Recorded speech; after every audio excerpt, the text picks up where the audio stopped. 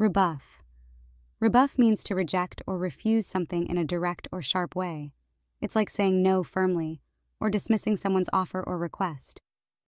For example, if someone asks for a favor and you say, "No, I can't help you," you are rebuffing their request. Example sentences.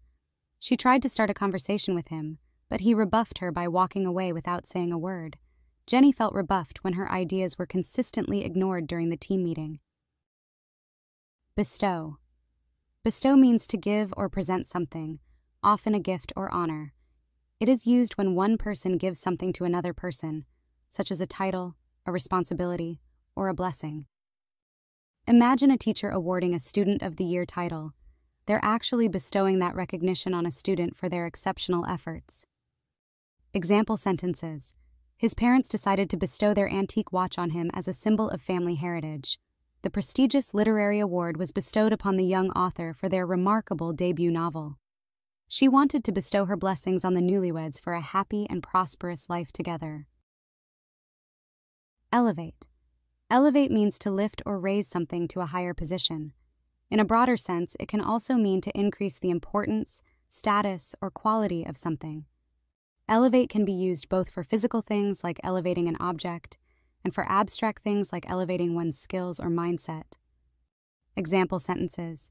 The crane will elevate the heavy machinery to the top floor of the building. She wanted to elevate her baking skills, so she enrolled in a pastry-making course. Meditation can elevate your mood and reduce stress levels. Nostalgia is a warm, emotional feeling you get when you remember good times from the past. It's like looking back at happy memories or moments that you miss. Everyone feels nostalgia at some point in their life. Here are example sentences for you to understand. Whenever I smell fresh-baked cookies, it brings back nostalgic memories of my grandma's kitchen. Looking at old family photos fills me with nostalgia for the days when we were all together. Listening to my favorite childhood songs gives me a strong sense of nostalgia. Lilliputian. Lilliputian means extremely small. It originates from the book Gulliver's Travels, written by Jonathan Swift. The book features an island called Lilliput, inhabited by tiny people. Lilliputian is now used to describe very tiny things or creatures.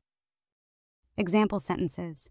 The dollhouse had Lilliputian furniture inside, just like in Gulliver's Travels. She faced a Lilliputian issue, which seemed tiny compared to her big problems.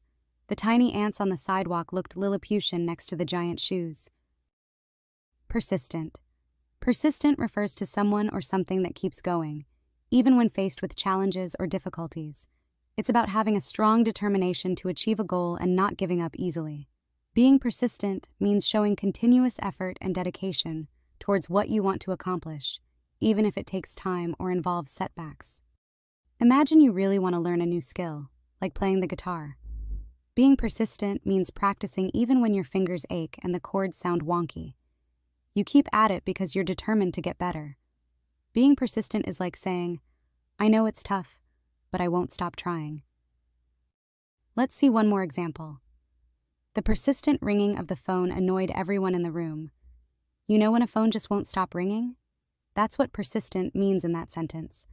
It's like when the phone goes on, not giving anyone a break, and it bugs everyone in the room. Just imagine that annoying ringtone going non-stop. Example sentences. Despite the difficulties, she was persistent in pursuing her dream of becoming a doctor. His persistent questioning eventually revealed the truth behind the mystery. The persistent rain made it challenging to plan an outdoor event. Potluck. Potluck is like a food party where everyone brings a dish to share. Each person brings something to eat, like a homemade meal or a store-bought dish. Everyone pitches in by bringing something to eat, and it creates a feast where people can try a variety of dishes. Example sentences. We're having a potluck at work tomorrow, so I'm bringing my famous macaroni and cheese.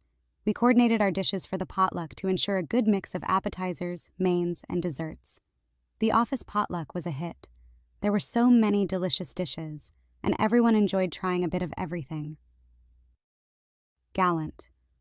Gallant means being brave, courageous, and chivalrous. It's about showing respect, politeness, and honor, especially towards others. Someone who's gallant might perform acts of bravery or kindness, like helping someone in need or standing up for what's right. Being gallant doesn't always mean being a hero in big ways. Even small gestures of bravery and kindness count.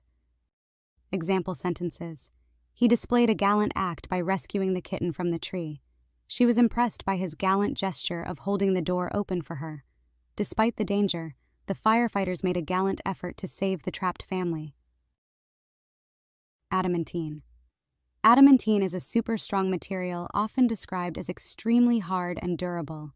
It's often used in fiction and mythology to describe unbreakable or indestructible substances.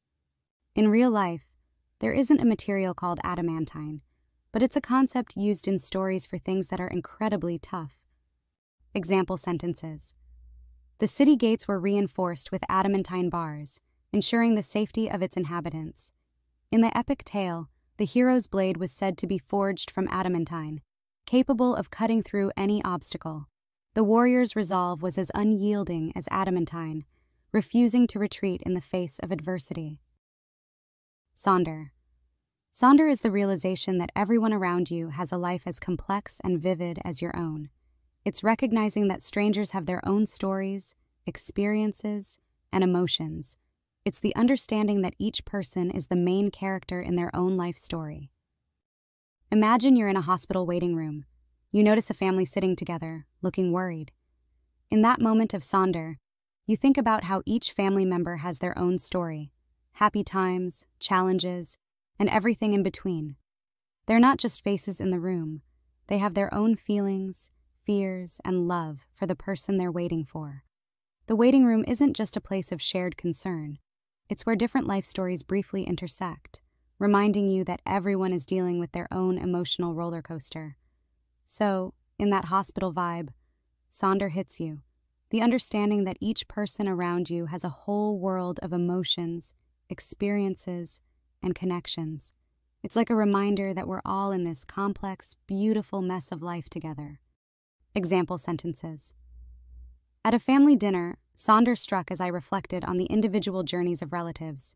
In class, Sonder struck me as I wondered about each student's unique experiences.